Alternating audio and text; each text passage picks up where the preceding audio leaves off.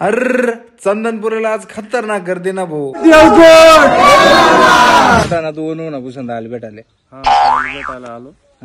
आयरनी मग बोल आयरनी भारी वाटत.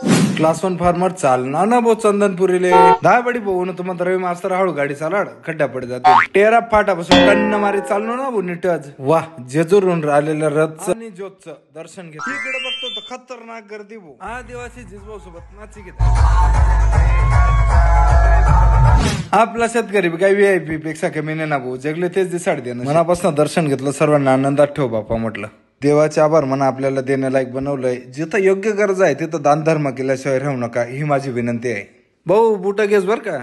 हो रामकृष्ण हरी. आपले फॉलोअर्स पूजाचे फोन उचलत होता तत्व आहे खंडेरावांचं ऑटोमॅटिक तिथे जाऊन पोहोचलो भाऊ मी.